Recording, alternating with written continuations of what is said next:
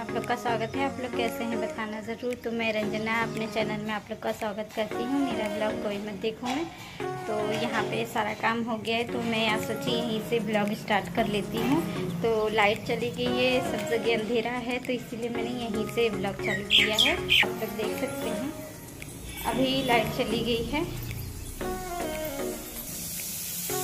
और यहाँ पे मैंने दाल चावल को चढ़ा दिया है। यहाँ पे चावल हो रहा है, यहाँ पे दाल और सब्जी मैंने बना दिया है। यहाँ पे करेले की सब्जी। तो आज मैंने करेले की सब्जी बनाई और रोटी तो कोमल बना के ही जाती है, तो मुझे सिर्फ बनाना था सब्जी और दाल चावल। तो सब्जी मैंने सुबह ही बना लिया था, बच्चे लोग के टिफिन में दे दिया था। और यहाँ पे दाल चावल हो रहा है हमारा। तो मैंने सोचा कि अभी दाल चावल चढ़ा लिए हैं तो ब्लॉग स्टार्ट कर ले। तो चाय मैंने अभी किया और मैंने पट्टी भी बेच के दे दिया है दुकान का। सारा काम मतलब हो गया, लेकिन चाय के बर्तन अभी है। चाय के बर्तन में बाद में धो लूँगी। और सारे बर्तन आज मैंने स्टैंड में पहले ही लगा दिए थे। तो चलिए सीटी आने वाला है चावल का। तो यहाँ पे दाल चावल हो गया है हमारा। तो दाल को तड़का मैंने अभी नहीं दिया है, तो पापा जी आ गए हैं तो मैं चल रही हूँ दाल को तड़का देने। और सारी चीज़ें मैं यहाँ पे कट कर लेती हूँ। तो ज़ीरा, मिर्चा और लहसुन और हींग से मैं तड़का दूँगी दाल को। तो यहाँ पे सारी चीज़ें मैंने डाल दी हैं। तो चलिए फिर फटाफटी से तड़का देके फिर पापा जी को खाना दे देते हैं।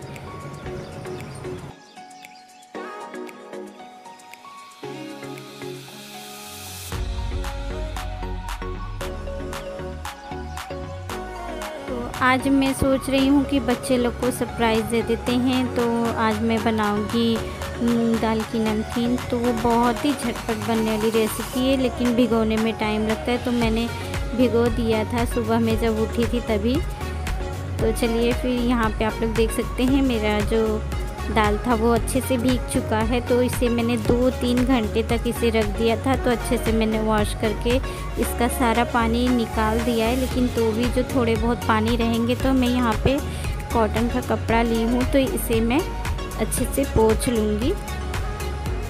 तो ये इतना अच्छा लगता है खाने में। आपके भी बच्चे मूंग दाल बहुत खाते होंगे दुकान से ला ला के।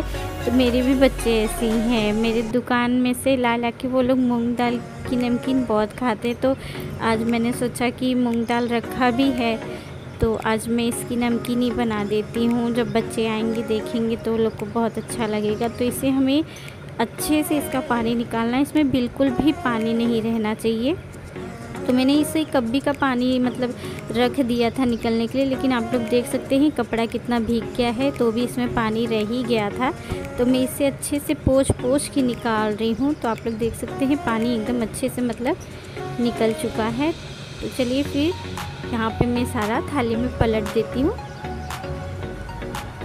तो आप लोग देख सकते हैं पानी इसमें का अच्छे से निकल गया है। तो यहाँ पे मैंने कढ़ाई को रख दिया है, तो गैस को ऑन कर लिया है और फिर इसे अच्छे से गर्म होने देते हैं। तो यहाँ पे तेल डाल देते हैं। गैस मतलब हमारा कढ़ाई जो था वो गर्म हो गया था, तो तेल थोड़ा ज़्यादा रहेगा।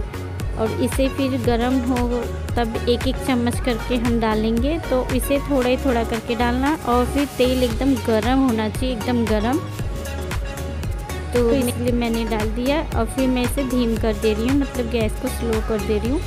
और फिर इसे अच्छे से हम लाल कर लेते हैं।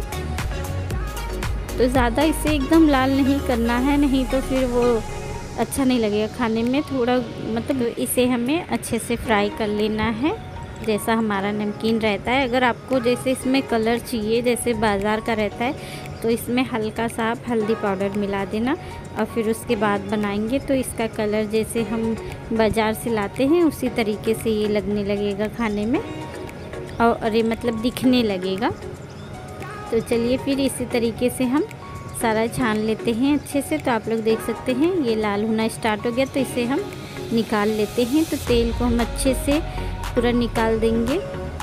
तो मेरे पास वो बड़ी वाली छलनी नहीं है ना, नहीं तो उसमें रहता है तो हम अच्छे से उसमें छान के निकाल लेते। तो मुझे इसी से निकालना पड़ रहा था और बहुत टाइम लग रहा था छानने में। और फिर छानने में तो जल्दी से हो जा रहा था, लेकिन निकालने में बहुत टाइम लग रहा था, क्योंकि वो जो आता है एक छलनी टाइप का ना, जैसे चाय छानते हैं अपन वैसे वाला रहता है, तो उससे अच्छे से निकल जाता है फटाफट। लेकिन इससे बहुत ही टाइम लग रहा था, तो चलिए फिर मैं फटाफट इसे छान के निकाल लेती हूँ।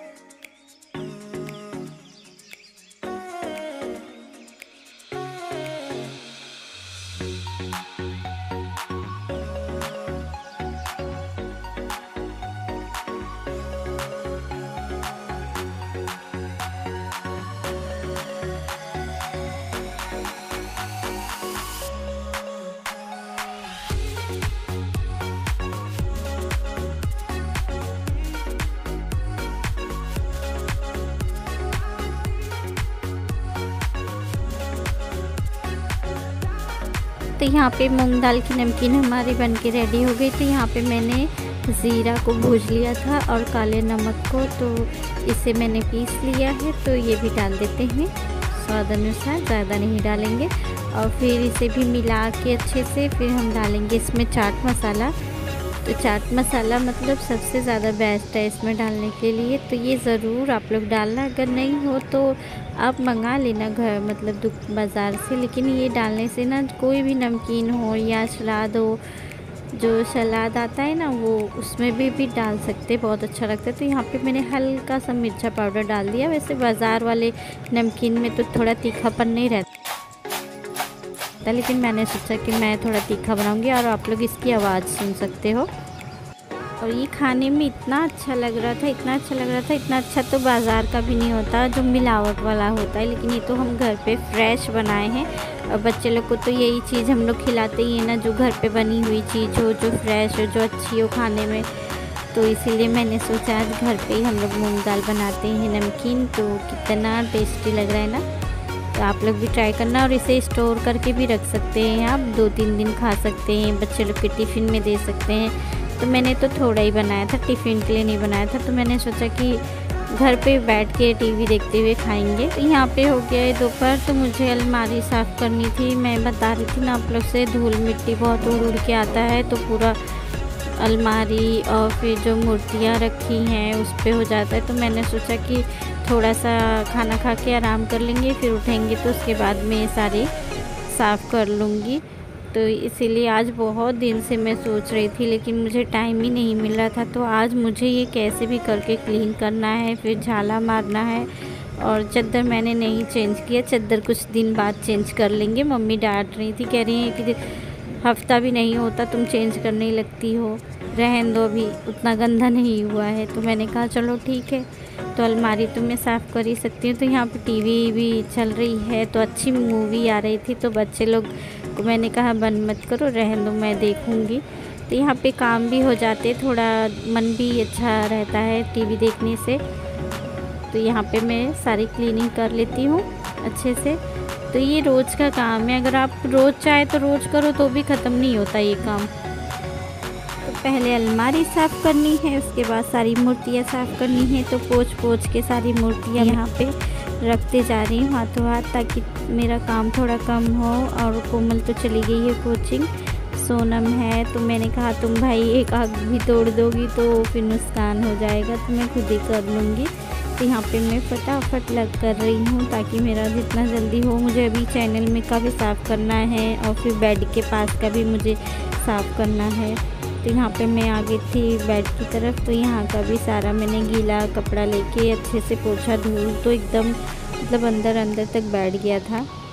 तो यहाँ पे मैं साफ़ कर ही रही थी और मेरी मोबाइल में मतलब फ़ोन आ रहा था और मुझे नहीं पता था कि फ़ोन किस लिए आ रहा। तो मैंने सोचा कि बाद में लगा के मैं बात कर लूँगी, पहले सारा काम कर लूँ। तो छोटीली बहन का फ़ोन आ रहा था, तो मैंने सोचा कि अभी कर लूँगी कुछ टाइम बाद। तो मुझे नहीं पता था कि कोई बात वहाँ पे हो गई है।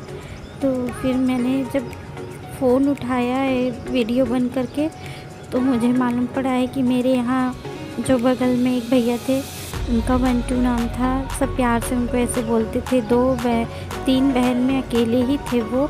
और वो मतलब कल आ रहे थे। तो भाईंदर स्टेशन है मुंबई में, तो जो बम्बई से बिलोंग करते हैं उन्हें पता होगा कि भाईंदर कहाँ है। तो वहीं पे उनकी एक्सीडेंट हो गई। वो ट्रेन से सफ़र कर रहे थे और वो गिर पड़े और मतलब वो ट्रेन के नीचे आ गए और एक्सपायर हो गए।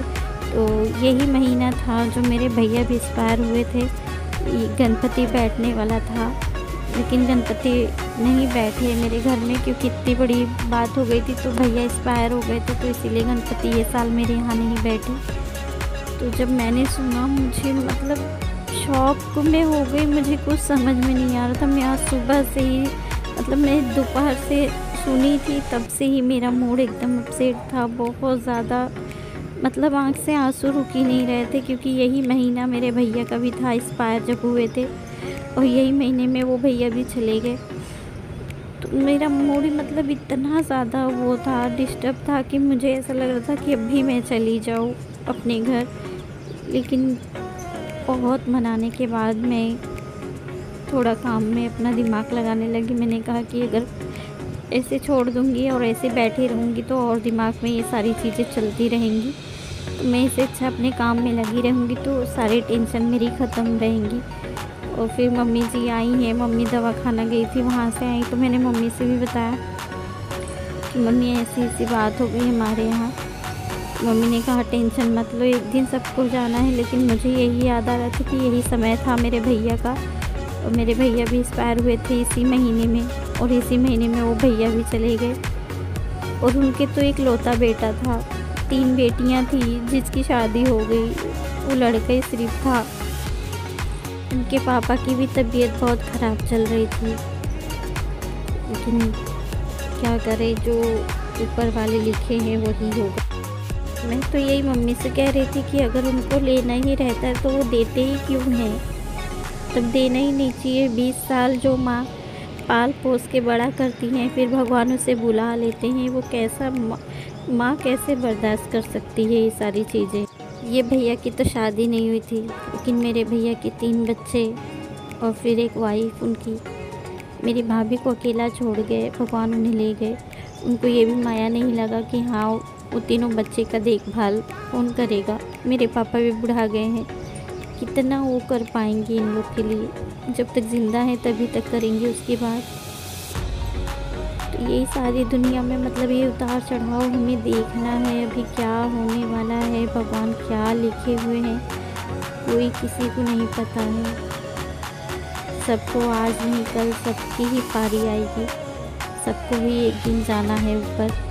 लेकिन यही है, जो जवान है वो चले जाते हैं, जिसको भी देखना है दुनिया। ये सारी चीज़ें बहुत खाई जाती है दिमाग को। शाम हो चुकी है, तो खाने में हम क्या बनाएंगे अभी मैंने डिसाइड नहीं किया क्या बनेगा। तो आज मैं सुबह से अभी आपसे मिल रही हूँ, क्योंकि आज मेरे यहाँ मम्मी के यहाँ एक जन की एक्सीडेंट में मौत हो गई। मम्मी के बगल में ही थे, 20 साल का था वो, और इसीलिए मूड बहुत अपसेट है। सुबह से ही मैं अपने आप को बहकाते बहकाते मैंने सारे काम भी किए कि मेरा दिमाग यहाँ वहाँ हो जाए। 3 बहन में एक ही भाई था, और यही महीने में मेरे बड़े वाले भैया भी ऑफ हो गए थे, एक्सपायर हुए थे, और इसी महीने में वो भी एक्सपायर हुआ आज के दिन। तो इसलिए इस ब्लॉग को हम यहीं पे एंड करेंगे। फिर मिलेंगे आपको नेक्स्ट ब्लॉग में, तब तक के लिए गुड नाइट। अगर मेरा ब्लॉग अच्छा लगता है तो प्लीज़ लाइक करना, शेयर करना, कमेंट करना। Good night.